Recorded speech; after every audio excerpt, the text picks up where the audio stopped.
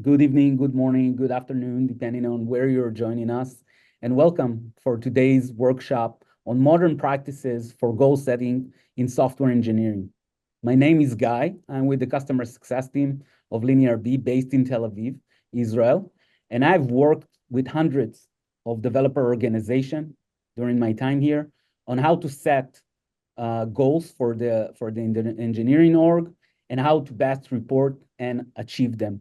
Alongside me, co-hosting this workshop today is Ishai, our CTO for the past 4 years, which has a lot of knowledge and is thought leader in this space. Hello, Ishai. Hey, Guy. Hey, everyone. Great being here. Thanks, everyone, for joining. This is going to be exciting. Let's get going.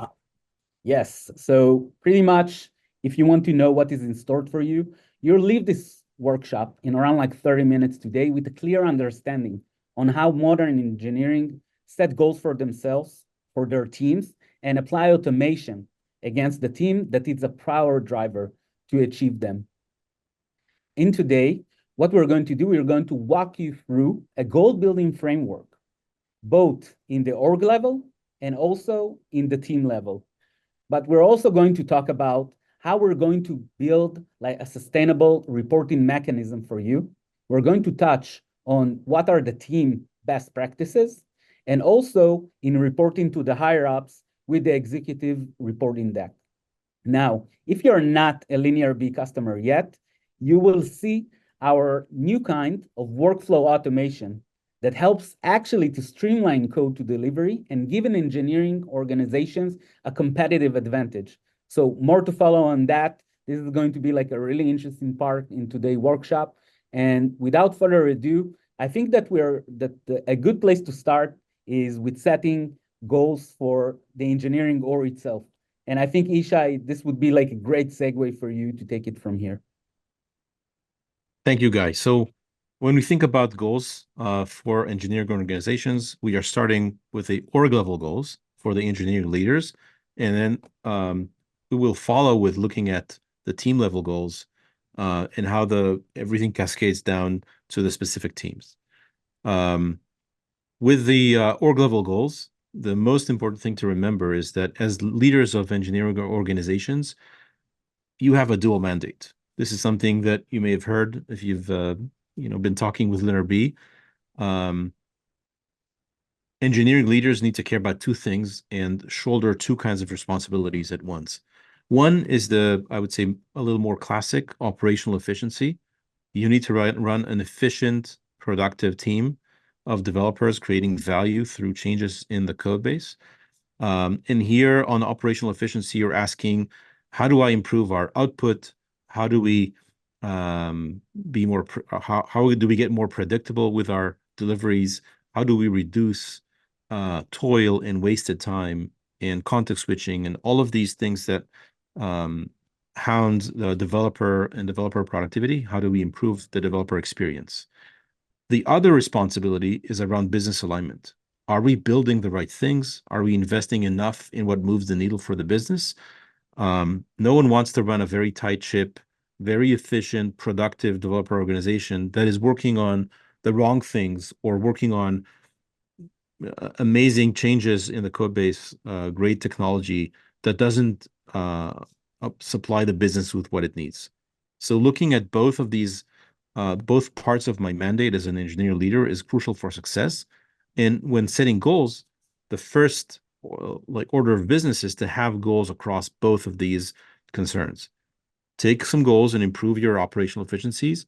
Also take goals and improve your alignment. Make sure that you are building the right things. So let's move on to double click into what this means.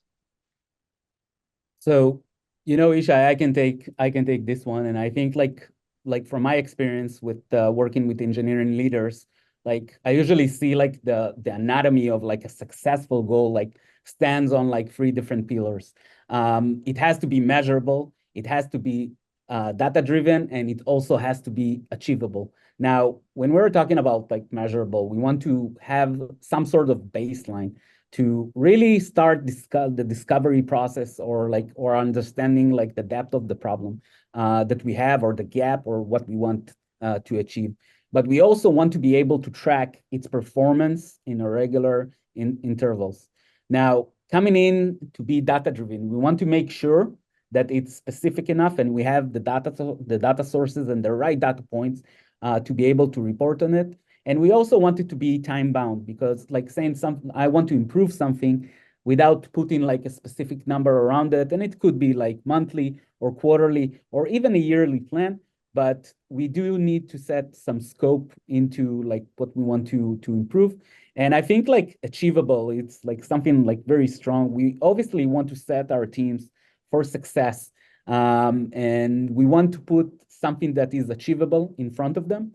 And I think coming off is segueing to what you've mentioned in business alignment, Ishai, we want to be aligned with the goals of the overall business strategy. An interesting thought or analogy I have here that I like to use during my customer calls is like the engineering organization can build like a Formula One car when the business is actually looking forward for a school bus or like a van or something else. Or it could be even building like a Formula One car when it's driving towards the wrong direction. So this is where alignment really makes a difference. Yeah, so I think the achievable part can't be overemphasized. If you're creating goals that are not within grasp, they can be aggressive and ambitious, but they have to be within grasp and achievable for the teams. Otherwise, you're just creating noise and frustration. And being aligned, like the selection of what are the goals that I'm looking at? Which areas am I trying to improve? Are they helping the business in the bottom line? That's a crucial part of the goal selection. And we'll double click into that now with some concrete examples. Mm-hmm. So Okay. we'll go through the structure and like identifying and building out the org level goals using metrics and baselines and so on. And I'm gonna give 3 examples here. These are obviously just a selection of examples. There's many more goals that you can focus on depending on what you need as an organization. But everything starts with selecting what I want to focus on. So one possible goal could be deliver my projects on time, improve my predictability, let the rest of the business know what's happening and actually make it on time. This could be about iterating faster, moving faster from initial idea to something that is in customers' hands and can teach us something with the feedback that we're getting. Or it could be a goal around improving quality. These are examples of high level things that we want to change or achieve or improve. In the next slide, we select the metric. To achieve a goal, we need to be able to measure something that lets us know where we stand and how we progress towards that goal. So for delivering on time, that metric could be planning accuracy. How well are we planning and then delivering every sprint? If the team is able to deliver what it promises every sprint, then we are better at delivering on time and better at being predictable. For moving faster from idea to product, this could be cycle time. How long does it take me from my first commit on a new feature or bug fix all the way to having that code committed, merged, and in production, serving customers? And finally, for quality, one possible metric would be the rework rate, which is a leading indicator of how quickly do we have to change existing code lines. So that's sometimes referred to as code churn. If we are reworking our code a lot, that's a leading indicator for quality problems. There's obviously a lot of other metrics that could apply here, but we have to choose one and use that to baseline and measure our progress. So the next step would be the baseline. You can use a tool like LinearB or get your data elsewhere. And with baselining, I now have a number. This is where my metric stands for this organization or for this group inside my org across my relevant goals. And here in this example, baseline is telling me that on planning accuracy, our teams are delivering a little over half of what they're promising every sprint. My cycle time is a little less than 4 days, 4 calendar days to get a piece of code from initial commit all the way to production. And my rework rate is at about 6%. That means we are swapping about 6% of our committed code lines very quickly. Ishai, like an interesting question comes to mind, like when I'm looking at the baseline. It's like, how do I know like what is good, what is not good? Like maybe 57% is like actually like an amazing number and the teams are like really performing well, or like 88 hours, this is like the best there is out there. That's a great question. I'm looking at some numbers, and it's hard to put them in context and understand what they actually mean. This leads us to an important step, which is benchmarking. So, a way to put context around the numbers is to look at industry benchmarks. At Linerby, we have a data team that publishes once or twice a year updated industry benchmarks against a wide set of metrics that we measure using our huge data set, tens of thousands of developer teams that we analyze. And this now lets me understand where I stand on a specific metric, right? If I was at 57% for planning accuracy, this puts me in the fair band, which is, this tells me there's a good room for improvement here. If I'm already in the elite band for some metric, this is the top 10% of organizations. So this informs both the goal selection. Maybe in this metric, we're already doing great. We need to focus on something else we're behind. And helps me understand also the next step, which is what is my target? If I'm at 57%, we typically recommend moving one band or even one half of a band as a step for improvement. So at 57%, I may look into getting into the good band somewhere between 60 and 85. That would be a way to inform my target for that goal. So to summarize, benchmarks help me understand what the current numbers mean and help me choose the right target for this goal. In this example, I'm going to select 65% as a nice improvement on my planning accuracy, which puts me now in the next band, the strong band. Same with cycle time. I'm going to shoot for an improvement. This is like slicing about a fourth of the cycle time, 25%, to get to the strong band. And some of the automations we'll discuss later are the way to get there and make such a big change in my cycle time. And with rework, we can try to remove about a third to get to 4%, and which puts me in the elite benchmark. And that's a good target for me. So to summarize, we start with selecting the goal, find the right metric to measure the baseline, understand using benchmarks what that means, and then take the key result or target that now we are driving towards. And once we have achieved those, obviously rinse and repeat. Yeah, and I think Isha totally makes sense. Like I can totally relate to it.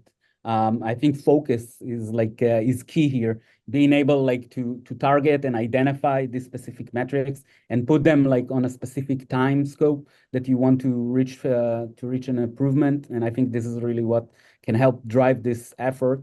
And also this takes us to the next slide when we're going to talk about like, hey, we talked about doing this in the org level, but now we want to lower it down to the team levels to set goals for them. Now, the general process coming into like an org level goals and team level goals are pretty much similar, but the difference is the type of metrics that we want to look at. Now, discovering these metrics, you can also look at our benchmark and see that, like for instance, cycle time is broken down into different areas of improvement that you can see. But for this example, we chose a leading indicator as PR size. And I see that I derived that from the R&D goal or OKR that I have, and which I want to achieve a cycle time of less than 66 hours. Now, we know that PR size is a leading indicator as we chunk down our work and to a more digestible parts of code that will go through the pipeline a lot faster into production.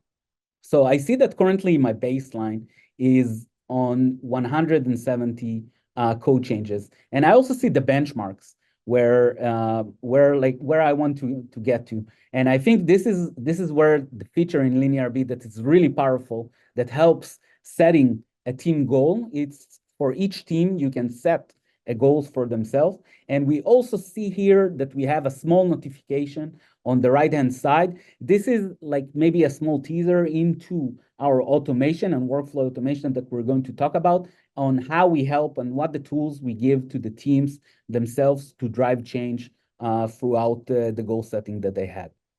And I think now this is a good opportunity to move towards like on how to report that exactly and how we do that in a team level basis. So we saw the org level and the team level way of setting and working with goals, and now um, talking about reporting, I'll start with some of the best practices, and this comes from again working with hundreds of dev teams and dev organizations and understanding what makes them tick and how they are successful. So number one is about transparency. When you start introducing metrics and measurements to DevOrg, you could go down the path of a big brother or management metrics. That's a culture trap. When you are transparent about the current numbers, your targets, your goals, you're encouraging sharing between the teams and across the teams, that removes a lot of that stress or potential for abuse or feeling by developers that they're being measured. This is not about measuring developers, it's about helping teams improve. So transparency is a key component here. Having a dedicated dashboard, a place you can go to always see where you stand, see the actual numbers. You chose some metrics to monitor for your goals. Have that visible, have that available. So it's easy to see. You don't have to work a lot just to get an understanding of where you stand and how far you've progressed towards your target. And use the one-on-ones or your other ceremonies with your managers, reporting up and managing down to review those metrics. Doesn't have to be long. Maybe just take a look together, discuss if there's anything worth discussing. Are we on track? Are we improving? If not, why? What can we change? So those one-on-ones are a great opportunity to make sure that we're looking at the metrics. We are reiterating our commitment to the goal. And if that goal is no longer relevant, change it. But that, not missing those one-on-ones and that opportunity is important. Yeah, and Um, I Go think ahead. Ishai, we have here also like the great quote that we have in our one of our like great customers in RabbitCare, and I think this like pretty much like tells the story here that you want to be assessed fairly and you want to have like an agreement that everyone is bought into, and I think this is where like Linear B shines and where we want to focus on the developer experience and bring like our culture in it. So we want to create like a healthy best practices and also to create future leaders within our teams. Yeah, totally a great success story at RabbitCare. They were able to really transform the way they work while 10xing their developer team, basically. And yeah, totally apply those best practices across the board. Mhm. Amazing. Now, coming into like our next slide, Ishai, I guess as a CTO or from your experience, you get to go to the higher ups, and you need also to report like in senior leadership meeting or even to the board. And I'm going to let you take the following slides. Yes. So we talked about how, team level reporting. Now looking at executive level reporting. This could be in the staff meeting where the different managers of the different departments, including engineering, get to meet, or all the way up to reporting to the board. And I'm going to show two slides. This comes from a template that we provide to help those leaders prepare and get their data for those conversations. And what we found, again, working with many of these engineering leaders and helping them manage up, there's two main kinds of conversations that they want to drive. The first one that we're seeing here is about investments. What are we investing in, and how to make decisions going forward on these investments? Engineering is going to be one of the bigger spenders in most organizations, and providing visibility on the key initiatives, the key projects. In this case, we're showing them as, Jira initiatives or, items from your project management. Focus on the top few that are encompassing most of your spend and efforts. You can use Linear to get the actual work allocation across all of these, what actually happened, understand the head count that is actually working on those, then the cost associated with each of these projects. So you say you have a good view of the actual. This is like under the Q1 actual column. This is what's happening. This is the spend. Business impact is your definition of whether this is of a high business impact. Is this moving the needle, or is this something that is more of a medium or a low? This could be maintenance of an existing product line. This could be something that you have to do to prepare for the future, but it's not as crucial for the business yet. And then on the engineering execution side, this is where you overlay those metrics, the key metrics that you use to measure and understand your delivery. Do we have a good cycle time? Are we merging frequently? And other metrics that basically give you the pulse of your execution. Remember, the dual mandate was about operational efficiency. This is the engineering execution side. And the business alignment, which is this impact and actual spend. Now I'm ready to make some decisions or recommendations. In that conversation, if I'm looking at the first project, the first initiative, it is of high business impact and execution is strong. That is a good signal that we could be recommending to boost and add resources, right? If I add another person or 2 or 10 here, I can get high returns because it's important for the business and it's efficient. Looking at the second line, this is also an important project, but it's not executing as efficiently. This is only in the fair band and has some gaps. My recommendation would be to invest in improving it using our goals framework and using everything we discussed before adding resources, right? And then if you look at the fourth item, this is low priority and it's not executing very well. This is a good signal to reduce resources. If it's not critical and it's not working well, maybe we need to change here. So this is a framework to talk about resourcing, to talk about priorities for investment, and it's based on data. And this really helps engineering leaders and their peers or higher ups to make that conversation more effective. Let's move on to the next slide.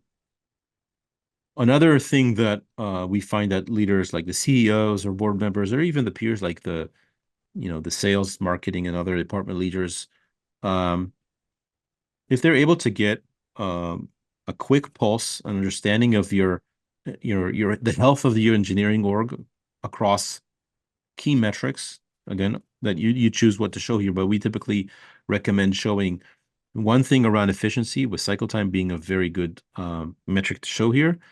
Lead time or planning accuracy or something similar about the flow and the interaction between product and engineering, getting things prioritized and then done and delivered. And finally, a metric from developer experience where merge frequency is a good candidate. The more frequently developers are able to merge code, the happier they are because they're not blocked. I have a representative from each of parts of the house, if you like. I have a snapshot of where I am. There's a number telling me how we did last quarter. I have the trend indicator with are we in place? Are we improving or going backwards? And I have a goal for the next quarter. Now, this gives my peers the confidence that I know what's happening. I'm on top of things. I know where we're going, and I have a plan. I have a goal or a commitment to improve in the places that I care about. In many cases, that's all they need, right? They have confidence that I'm owning this. I know what I'm doing. There's more details if they want to dig in, and I have some commitments, which I can then show next quarter how we fared against those commitments. So to summarize, one slide around the investments and drive the conversation about priorities, what we should increase, decrease, maintain, or improve. And then one slide around overall health, a snapshot with some directional trends and goals. And that's Amazing. typically all you need to get the conversation where you want it. Amazing, Ishai. I feel very confident I would be if I would be getting like this type of report from you. And I think like I need 10 more people, 10 more headcount. okay, you got it. I signed a check. And I think like coming up now, we talked about like the SCI automations and how to make your goal. But I think like I want to take like a minute here because I think this is a really like Linear B unique differentiator here. And I think it's also like a core to our philosophy and how we actually like take action and how we move the needle to be able to help team to achieve your goals and their goals in turn. Now we believe that in Linear B, just that like looking and discussing on like specific metrics or goals, it's simply not enough to drive the improvement. Obviously, it will help, but we provide you with the tools and the workflow automations to drive this change even forward. Now, with our workflow automations, we are processing around like 20 million PRs a year right now, which is like a massive number. And we are really excited to see how it also help our existing customers. Now, going back to another example of like a leading indicator that we can set for our teams that could be from an R&D OKRs of improving the cycle time. We are looking specifically on the PR pickup time. And the PR pickup time, it's basically how long it takes for the teams themselves to pick up the PR and give an initial feedback after it was raised. And we see it comes here in two different forms. We have on the one hand, on the right-hand side of the screen, we see that we give here a notification that is coming directly into the team channel, allowing them and notifying them that they're about not to make a team goal. And this is where they can come and collaborate in their workspace, if it's like Slack or MS Teams, and have all the relevant context into their specific PR that will help them to drive the change. And we see that also in another form on the lower hand side of the screen. And this is our personal notifications that coming in directly, not noisy for the developers themselves, help them to stay on top of their PR and coding activities, and also be able, for instance, to approve a PR that is very, very small and can move through the pipeline right from Slack and see the exact diff right from it. And I think this is like really exciting automations. And I think the next one is even like more like cutting edge in that sense, Ishai. Yeah, so you've seen the first flavor of our automation is like through the Smart Slack or MS Teams bot, smart nudges for the developers, for the teams, and taking the goal to be actionable. The second layer, this is what we call Gitstream. This is an automation engine that lives inside your PRs or MRs and GitHub or GitLab. And basically, this means we classify that this engine can classify the PRs based on your own rules, add context like labels and more information such as estimated review time for the PR, help the developers that are coming into this PR to understand what they should be doing here. This is the context part. And then running a workflow that could be different for different PRs. Instead of having all the PRs run through the very same workflow where I ask for a reviewer, someone reviews it. Once they approve, I can move on. Now we can choose to automatically approve some PRs. Maybe it's just a documentation change that doesn't require another set of eyes. Maybe we can automatically pull in a security reviewer if there's a security tool saying there's a problem with this PR and make that security person a required approver before the PR can get merged. So now we have different lanes, different ways and workflows to get our work eventually merged and deployed. And by applying that context, by making that those workflows respond to the content of the PR, we now have reduced a lot of toil. If I can skip some reviews, that's net savings for the team and will help us achieve all these goals, right? Cycle time is now much quicker. Even if I just was able to skip review for 10% of my PRs. We have customers that have a 2 reviewer policy, right? 6 eyes for every PR. But with Gitstream, they're able to carve out 10, 20% of those PRs and have just one reviewer, right? Very regulated industries, they can still carve out and apply their rule set using those YAML files in the repo to drive that complexity. And this lets you match what the team is doing to the different types of PRs and use a smart routing system instead of just everything going in the very same lane and everything applying that extra toil, extra weight and context switch just to get the PRs eventually merged. So this is Gitstream. This is something you can add for free, lives on GitHub and GitLab. Go ahead and try it out and start revving your PRs very quickly, PRs or MRs. There's a lot of workflows there you can see on our documentation. The link is in the chat. And this is a really way to get all those team goals hit much faster. Yep, some super cutting edge technology right here with Gitstream. This is like really exciting, like seeing also customers utilizing that for their specific use cases. And yeah, Ishai, I think this is like a good point for one more of your brilliant summaries. We love your summaries. Yeah, so if we summarize today, we talked about the structures of good goals for engineering organizations and how they're built from selecting the goal, finding the right metric, baselining, using benchmarks to understand the numbers, and to inform and select the right target for each of these goals, covering both sides of our mandate. For org level goals, we want to cover efficiency as well as business alignment. And then drilling down or cascading into teams. We talked about how to select and manage those goals using Linear B. You can attach that to our alerting and smart Slack bot to make the goals something that is live and actionable. We talked about reporting in the team and the thinking about transparency, about dashboards, and about including that in your one-on-ones. And then we talked about org level reporting and executive reporting around both your engineering health and your key investments. And finally, we touched on automations of, both on the, Slack bot, MS Teams bot, as well as Gitstream for fully automating some of our PRs. Brilliant. Well, in Linear B, we want to achieve your goals together with you. So if you enjoyed like today's workshop, like you can get on like Linear B free. We have a free offering, or book a demo, even better, book a demo with us. We also have our great asset of engineering's leaders guide to goals and reporting that is also available to you. As I've mentioned in the beginning of our workshop, this is being recorded and you'll have access to the recording at the end of the workshop.